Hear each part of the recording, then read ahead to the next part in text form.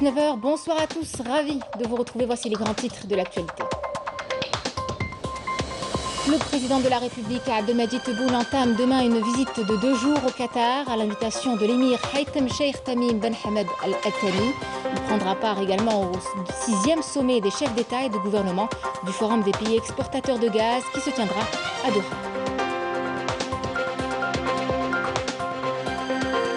Le président de la République, Abdelmadjid Tebboune, avait annoncé, souvenez-vous, lors de sa dernière rencontre périodique avec des représentants de médias nationaux, de nouvelles décisions concernant l'allocation chômage. Alors, qui peut en bénéficier? Vous saurez tout dans quelques instants.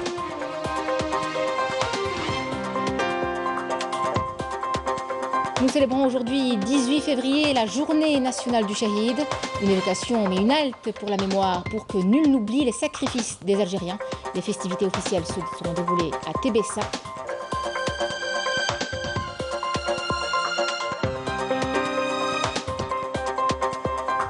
Nous irons par la suite dans une ferme pédagogique à Alger qui offre aux visiteurs une fenêtre sur le monde paysan.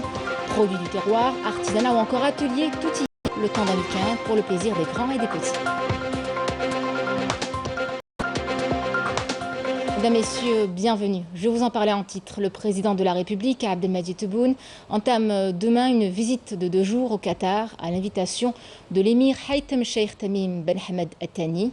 La visite s'inscrit dans le cadre du renforcement des relations fraternelles entre les deux peuples et la redynamisation de la coopération bilatérale en vue de la hisser au niveau de l'excellence des relations entre les deux pays et leurs peuples. Le président de la République prendra part également au 6e sommet des chefs d'État et de gouvernement du Forum des pays exportateurs de gaz qui se tiendra à Doha. Le président de la République, Abdelmadjid Tebboune, avait annoncé, souvenez-vous, lors de sa dernière rencontre périodique avec des représentants de médias nationaux, de nouvelles décisions concernant l'allocation chômage. Alors, qui peut en bénéficier et comment? Les précisions sur les conditions d'octroi de cette allocation avec Abdelmadjid Ben Qassim.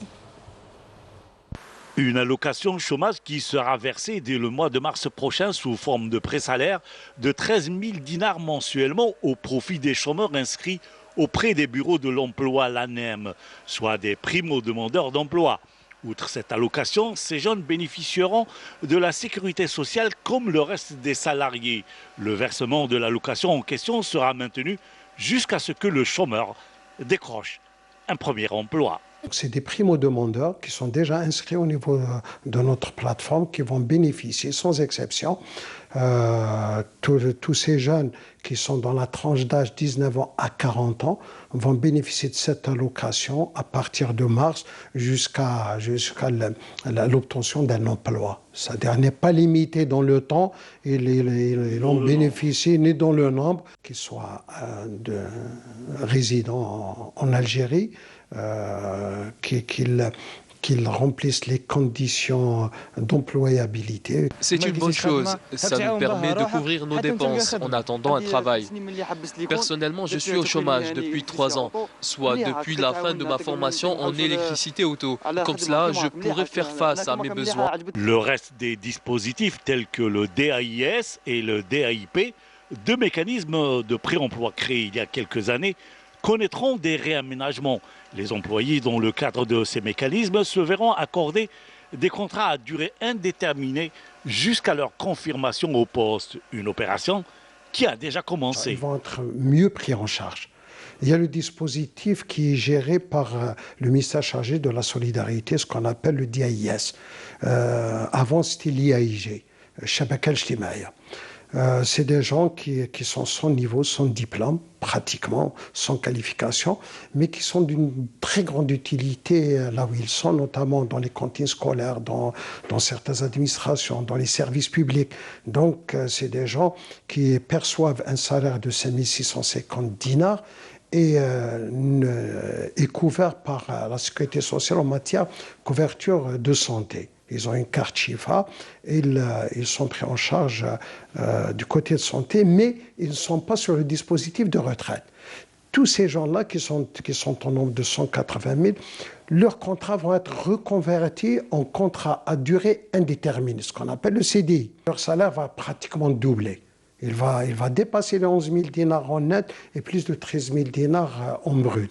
Maintenant, il y a la troisième catégorie, c'est le DIP. C'est l'insertion professionnelle qui sont déjà en procédure d'intégration. On les a pris depuis 2 ans. Un grand nombre est déjà intégré dans les administrations publiques, même dans les entreprises économiques, publiques ou privées.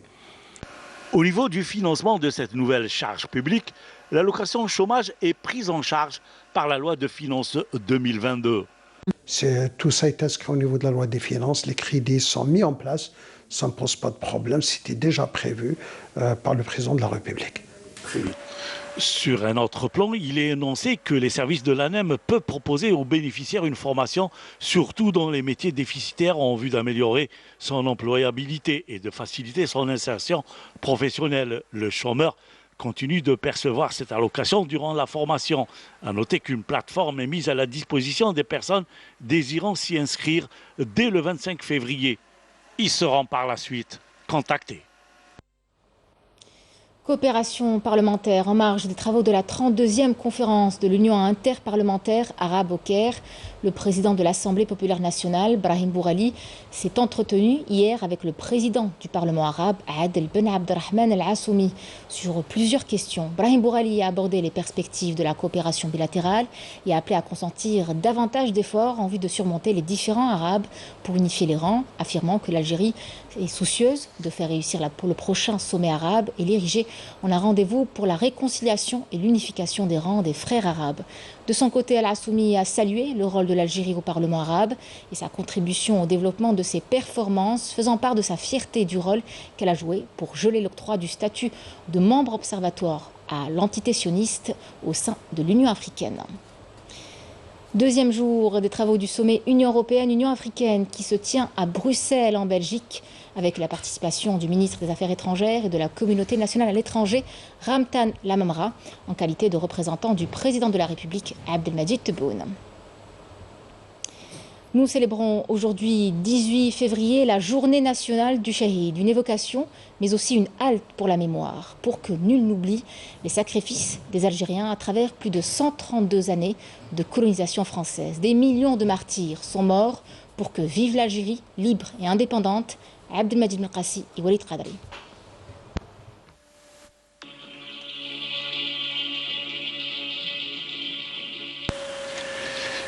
5 600 000 shahids, voire même 6 millions. C'est le prix payé par les Algériens durant plus de 132 longues et sombres années d'une colonisation imposée par la France, une France coloniale infâme qui n'a cessé de semer la désolation, la terreur et la mort partout où elle est passée. Nul n'est épargné par l'horreur, le châtiment suprême, enfants, femmes et hommes, peu importe les âges. Un seul mot d'ordre, anéantir et exterminer tout un peuple. Un génocide qui ne dit pas son nom, au nom d'une France qui se disait civilisatrice, mais en vérité une France spoliatrice des terres et des richesses d'un peuple algérien pacifiste, un peuple qui a résisté avec des moyens rudimentaires des années durant à travers les résistances populaires héroïques menées par l'émir Abdelkader, El Mokrani, Bouamama et Lalla Falman Soumer. On a tué l'innocence sur la terre d'Algérie, brûlée, spoliée, massacré des populations, des tragédies perpétrées par une France coloniale avide de sang et de crimes, des massacres qui marqueront l'histoire, comme ceux du 8 mai 1945, où des milliers de vaillants Algériens furent anéantis par les sanguinaires armées françaises. Des années d'exaction, de souffrance et d'injustice qui menèrent tout droit à la révolution de novembre 1954, une révolution pour arracher l'indépendance au bout de plus de 7 ans de lutte armée, qui verra l'Algérie sacrifier plus de 1 500 000 de ses valeureux enfants. C'était le prix à payer pour une liberté retrouvée. Des martyrs de l'Algérie dont les histoires deviendraient des légendes et des sujets pour des œuvres cinématographiques et littéraires. Les sacrifices des Algériens sont devenus des exemples pour plusieurs peuples à travers le monde. Les noms de martyrs sont nombreux. Ziroud Youssef, Arbi Ben Mehidi, Ahmed Zabana, Didouche Mourad, Mustafa Ben Boulaïd, le colonel Lotfi, Hassiba Ben Bouali, Malika Gaïd, Meriem Bouattoura, Ourida Medad. Et la liste est encore longue. Devenus héros et héroïnes, des noms à ne pas oublier. Ils constituent notre mémoire à évoquer en tout temps et en particulier en cette journée du Shahid.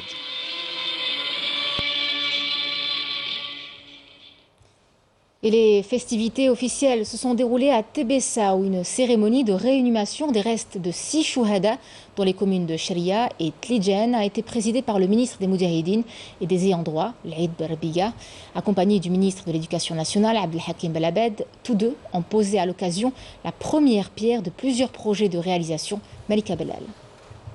Des restes de 6 chouhada dans les communes de Sharia et Tlijen ont été réinhumés à l'occasion de la commémoration de la journée nationale du Shahid. Une occasion également d'honorer le Moudjahid Zaid Nourdine avant de procéder à la baptisation du nouveau pôle universitaire du nom du martyr Abdelmajid Drid. La wilaya de Tébessa est une wilaya de Chouhada et de Moudjahidine. La célébration de la journée nationale du Shahid se veut une occasion pour se remémorer les importantes étapes de l'histoire nationale et les sacrifices incommensurables des Chouhada et des Moudjahidines. Aujourd'hui, il est très important de consacrer les liens et de renforcer le dialogue entre les Moudjahidines, les enfants des Moudjahidines, les enfants des Chouhada et la génération actuelle pour répandre et perpétuer les valeurs et les principes de nationalisme et de patriotisme. Le secteur de l'éducation de la wilaya de Tébessa s'est renforcé de nouvelles infrastructures. Les deux ministres ont procédé à la pose de la première pierre du projet de réalisation d'un nouveau lycée et d'une cantine scolaire dans la zone d'ombre Abla Sharia. C'est à l'école que nos enfants apprennent l'histoire de leur pays, ainsi que les principes de nationalisme et de patriotisme, et cela durant tout leur parcours scolaire. Nos programmes s'appuient sur la référence historique nationale. Avant de mettre en place un programme, il nous faut d'abord l'accord des Moudjahidines et du ministère des Moudjahidines et des ayants droit. Les deux ministres ont également procédé à l'inauguration et la mise en service de plusieurs autres projets dans plusieurs secteurs d'activité. Et en cette journée de commémoration, des cérémonies de baptisation se sont déroulées dans différentes structures de l'armée nationale populaire en guise de reconnaissance au sacrifice des martyrs. Raouf Hamouche. Le général-major Mustafa Ismaili, commandant de la 3e région militaire, a baptisé l'entrepôt du Froid 31 relevant de l'intendance de la 3e région militaire à Béchar du nom du Shahid Mustafa Ben Hamlili. De son côté, le général-major Ali Sidan, commandant de la 1re région militaire, a baptisé lors d'une cérémonie l'établissement central de logistique de la santé militaire de Blida du nom du Shahid Ben Gargoura Ahmed et le 1er régiment de transport et de la circulation routière du nom du Shahid Ben Qasim Ben Dali.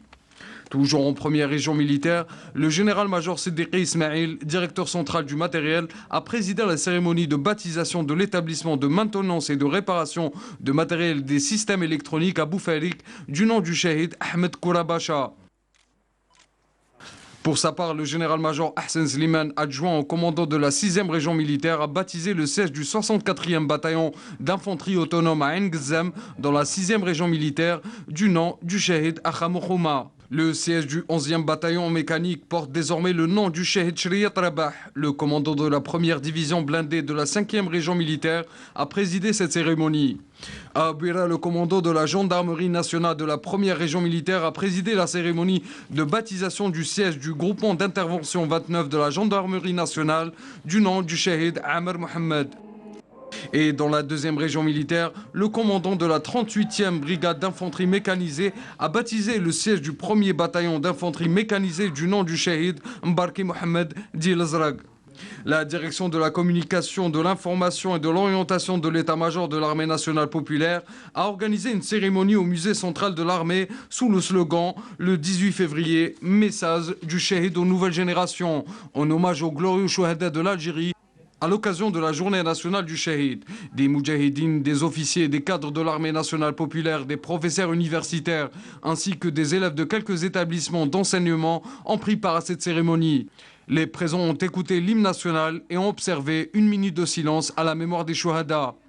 À l'occasion, un film documentaire sous le titre « Pour ne pas oublier nos martyrs » a été projeté, suivi d'interventions de professeurs ainsi que de témoignages de Moudjahidines. Santé à présent, Covid-19, la tendance baissière se confirme de jour en jour. Le dernier bilan établi par le ministère de la Santé fait état de 316 nouvelles contaminations, 270 guérisons et 8 décès malheureusement à déplorer. Une situation épidémiologique qui exige de tout citoyen vigilance et respect des mesures barrières, rappelle le ministère. Et puis, vous n'êtes pas sans savoir que cette crise sanitaire a engendré des perturbations dans la disponibilité de certains médicaments. Des problèmes qui ne concernent d'ailleurs pas exclusivement l'Algérie, mais le monde entier. Et chez nous, au vu des récentes mesures prises par le gouvernement, la production de certains médicaments s'est vue nettement augmenter. L'exemple du paracétamol, Malika Bellal. Utilisé dans le cadre du protocole thérapeutique anti-Covid, le paracétamol fait partie des produits pharmaceutiques les plus demandés depuis le début de la pandémie. Auparavant importé, ce médicament est aujourd'hui fabriqué en Algérie grâce à des compétences algériennes qualifiées, activant dans des groupes pharmaceutiques tels que Seydal, l'un des plus importants en Afrique. La production du paracétamol 500 mg et 1 g ce mois-ci a atteint le million d'unités. Nous aspirons à atteindre le mois prochain 1 400 000 unités de paracétamol 1 g. Autre leader dans la production et la commercialisation pharmaceutique, l'usine Sanofi évolue conformément à un plan stratégique établi depuis le début de la pandémie du Covid-19. Le paracétamol figure parmi les produits phares de l'usine. Nos équipes de Sidi Abdallah travaillent 24 heures sur 24 et 7 jours sur 7. Et cela dans le but d'assurer la production de médicaments indispensables pour les citoyens, à l'instar du paracétamol. Notre usine produit 140 000 boîtes de paracétamol par jour, suivant les besoins en matière de médicaments, inclus dans le protocole thérapeutique anti-Covid. De leur côté, les pharmaciens confirment la disponibilité du paracétamol dans les officines. Je n'ai jamais trouvé de difficulté à trouver du paracétamol. Le Doliprane et le paracétamol sont disponibles. Certes, il y a eu une rupture de ce médicament auparavant, vu qu'il fait partie du traitement principal contre la Covid-19. Mais maintenant, il est disponible dans toutes les pharmacies. Et pour assurer la disponibilité de cet antalgique, l'un des plus consommés en Algérie, une nouvelle stratégie a été mise en place, imposée par la conjoncture sanitaire actuelle.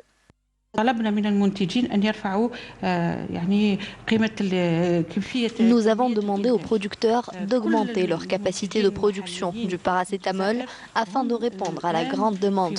Tous les producteurs algériens travaillent 24 heures sur 24. Le but est d'arriver à 3 millions d'unités par semaine. Tant que la matière première reste disponible, la production de ce médicament ne connaîtra pas de rupture. Une plateforme numérique est mise en place par le ministère de l'Industrie pharmaceutique à travers laquelle les parties concernées doivent alerter les autorités et leur signaler tout produit en rupture. Dans l'industrie pharmaceutique, toujours de plus en plus d'investisseurs sont accompagnés par les pouvoirs publics. Certaines sociétés se fraient un chemin et s'imposent sur le marché, comme cette entreprise qui s'est spécialisée dans la production d'anti-inflammatoires et de solutions injectables. Ça se passe à Oran, Yemina Saïdji. Avec 26 ans d'expérience à son actif, ce laboratoire produit différentes formes de médicaments utilisés notamment en pédiatrie, ainsi que des anti-inflammatoires. Il a réussi à s'imposer sur le marché avec des produits de qualité. Sa capacité de production lui a permis de satisfaire les besoins du marché local et national, et même de passer à l'exportation. Nous disposons d'une unité pour la production de comprimés et de gélules, une unité pour les solutions liquides orales. La troisième unité est dédiée à la production d'antiseptiques. La quatrième, lancée récemment, est réservée à la production de corticoïdes en poudre. Tous nos produits sont conformes aux normes internationales. Après l'obtention de mon diplôme il y a 5 ans, j'ai rejoint le groupe Géopharm. C'est ici que j'ai acquis une solide expérience. L'unité est équipée d'un matériel de pointe avec une production certifiée de qualité et éligible à l'export. Actuellement, nous sommes en négociation avec plusieurs pays africains et arabes pour exporter nos produits Made in Algeria.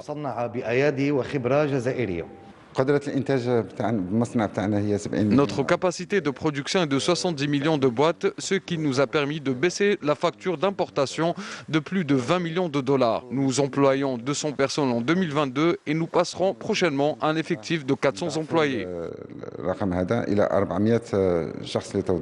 Le marché des produits pharmaceutiques connaît une dynamique sans précédent ces dernières années. L'intérêt accordé par les investisseurs à ce secteur permettra de faire de l'industrie pharmaceutique un levier de croissance économique pour le pays, en mesure de créer de nouvelles richesses et de l'emploi. Le contrôle qualité d'un produit nous permet de s'assurer de sa conformité aux exigences du marché, à la demande du client et aux législations. Plusieurs produits électriques comme les lampes d'éclairage public subissent plusieurs tests dans un laboratoire du premier centre en Afrique spécialisé dans le contrôle de qualité. Il se trouve à Korso, dans la wilaya de Boumerdès. Raouf Hamouche nous y emmène. Reportage. À l'ère où les politiques de tous les États du monde sont orientées vers l'optimisation de la consommation des énergies, notamment l'électricité, en Algérie, tous les produits d'éclairage public ou privé mis en service sur le territoire doivent impérativement passer par un contrôle systématique. Et ce contrôle se fait ici dans ce laboratoire de contrôle de qualité de l'éclairage, situé à Boumerdès, le premier en Afrique. Notre mission consiste à tester les appareils électriques qui servent à l'éclairage public et privé. Un laboratoire d'essai et de contrôle de qualité des produits d'éclairage doté des dernières technologies de pointe et qui a pour principale mission d'analyser la conformité et la qualité de tout type d'éclairage susceptible de pénétrer le marché algérien. Le laboratoire a pour objectif de délivrer un certificat de conformité aux valeurs déclarées luminaires, qu'il soit un éclairage public ou bien privé. Les services d'essai et de certification pour les systèmes d'éclairage public de qualité et de conformité permettent de remplir les exigences nationales afin de réaliser des économies de coûts de production et par la même occasion améliorer les performances des produits électriques en Algérie. À l'ouest du pays, à Oran, une délégation ministérielle a effectué hier une visite de travail et d'inspection au niveau de plusieurs points de cette wilaya. Il a été question, entre autres, de ressources hydriques, d'environnement et d'énergie. Walid Yousfi. Avec ses 5 centrales électriques et une réserve d'énergie qui dépasse les 65%, la wilaya d'Oran dispose d'une capacité totale de plus de 1200 MW. Ce qui lui permet d'assurer une alimentation électrique stable et continue à tout type d'activité, quel que soit le secteur, un facteur encourageant pour les investisseurs. L'alimentation en électricité ou en gaz couvre toute la wilaya. Avec le Wali, nous encourageons les investisseurs et les industriels à s'installer dans cette région. Sonelgaz est là pour raccorder les usines et garantir l'alimentation en électricité nécessaire.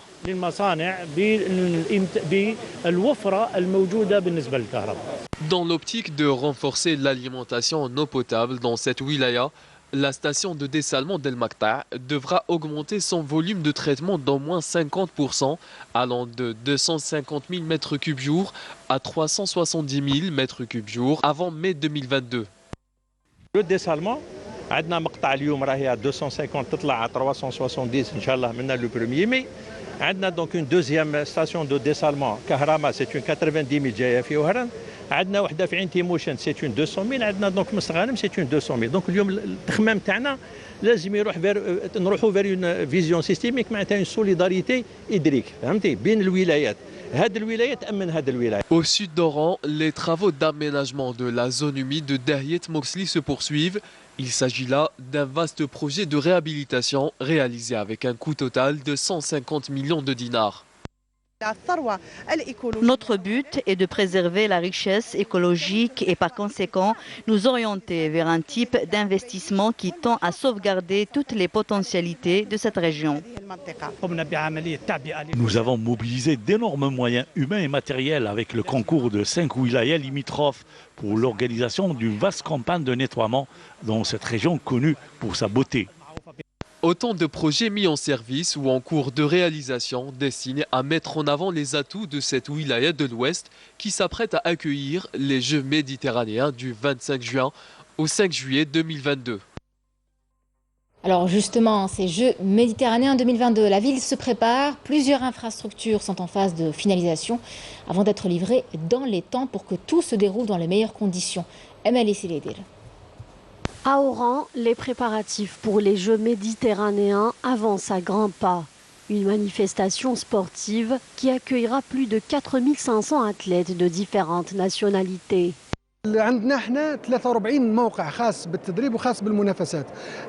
Nous avons 43 infrastructures sportives désignées pour les entraînements et les compétitions officielles.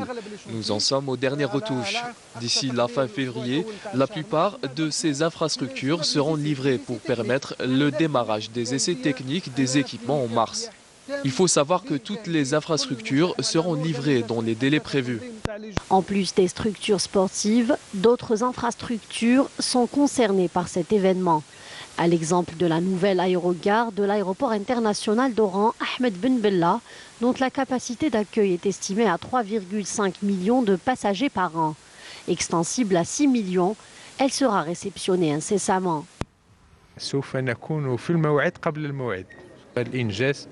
لم يبقى له إلا تنصيب بعض الأجهزة اللي هي موجودة على مستوى الميناء. L'aérogare va être livré dans les délais prévus. Les travaux ont été achevés et il ne reste que la mise en place des équipements qui sont actuellement au niveau du port d'Oran. Le Premier ministre Ayman Ben Abdelrahman a donné des instructions de sortir ces équipements dans un délai d'une semaine. La livraison définitive de la nouvelle aérogare se fera fin mars prochain et sa mise en service sera effective immédiatement après l'achèvement des essais techniques des équipements.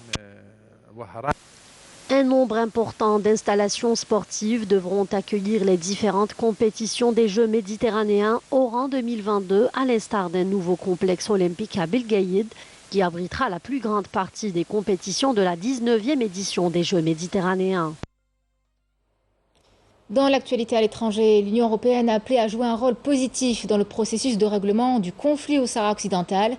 Un appel du président de la République arabe sahraoui et démocratique Brahim Ghali lors du 6e sommet euro-africain tenu à Bruxelles, soulignant l'importance de ce sommet pour unifier les visions et les objectifs des deux organisations.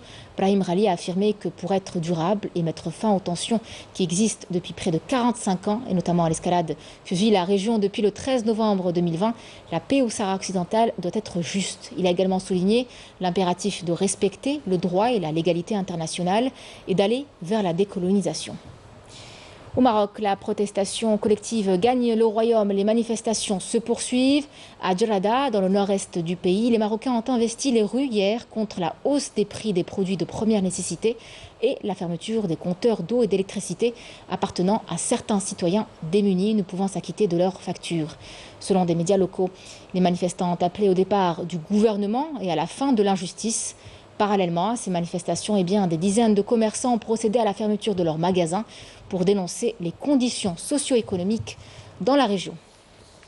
Et puis l'association marocaine des droits de l'homme a appelé à participer à des manifestations dimanche prochain dans toutes les régions du pays en réponse à l'appel du Front social marocain à l'occasion de la Journée internationale de la justice sociale. Une journée qui intervient au moment où le pays connaît de sérieuses régressions, que ce soit en termes de droits économiques, sociaux, environnementaux ou de droits civils et politiques. L'association a également exprimé son soutien aux mouvements sociaux dans la lutte pour le droit à une vie décente.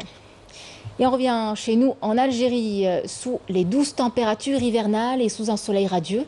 La ferme pédagogique d'Alger, du côté d'Alger en tout cas, s'offre aux visiteurs une fenêtre sur le monde paysan. Produits du terroir, artisanat ou encore atelier, tout y est le temps d'un week-end pour le plaisir des grands comme celui des petits. Nesrine Bessaïdi. Des légumes et des fruits bio de saison, du fromage traditionnel ou encore des œufs frais et du miel. De quoi se régaler au marché paysan qui déploie ses étals aux visiteurs et leur offre un grand choix de produits du terroir en termes de saveurs et de couleurs. Un rendez-vous désormais incontournable pour les agriculteurs et les producteurs et même pour les visiteurs. Et on essaye de proposer vraiment des produits laitiers artisanaux, vraiment artisans. Dans la mesure où c'est vraiment du lait de vache qu'on va collecter tous les jours auprès de tout petits producteurs de lait, qu'on va transformer vraiment à échelle artisanale d'abord, puis de façon authentique. C'est-à-dire qu'il n'y a pas d'ajout ni de colorant, ni de conservateur, ni d'agent épaississant, vraiment rien. Donc c'est vraiment le lait, les ferments et un produit naturel. Ouais. C'est des légumes qui sont cultivés sainement. Donc on n'utilise pas des pesticides, on n'utilise pas des engrais chimiques, on utilise des engrais, donc si vous voulez, des engrais verts, on utilise du fumier de vache et on utilise aussi le compost fermier qu'on réalise sur place. Et les consommateurs avides de produits naturels deviennent des habitués de ces lieux, à l'exemple de Nassera, une fidèle cliente qui vient ici pour se ravitailler en légumes bio tous les 15 jours. Il y a des légumes à disposition, bio d'abord. Donc le cultivateur nous assure qu'il ne met pas de produits chimiques.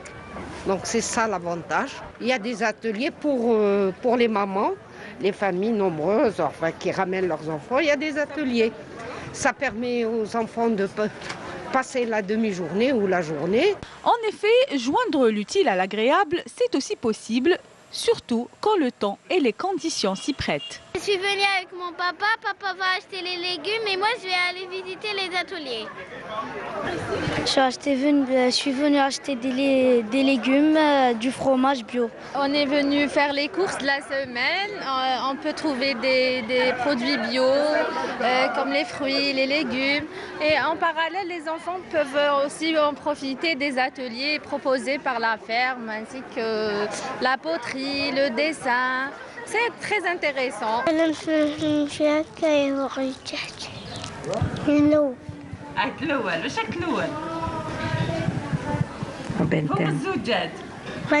Je fais de la peinture sur verre et je dessine Miraculous.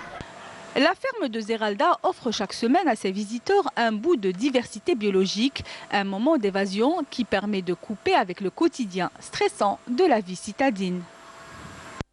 Sport football pour terminer, la sélection nationale féminine s'est inclinée 2-0 face aux Sud-Africaines au stade d'Orlando à Johannesburg pour ce qui est des qualifications de la Coupe d'Afrique des Nations 2022. Le match retour aura lieu mardi prochain au stade Omar Hamadi de Bolorine. C'était donc la dernière information de notre journal. Merci de l'avoir suivi. Je vous retrouve demain pour l'édition du soir 19h. Pour celle de la mi-journée, vous aurez le plaisir de retrouver Monel Arad. Excellente soirée à tous.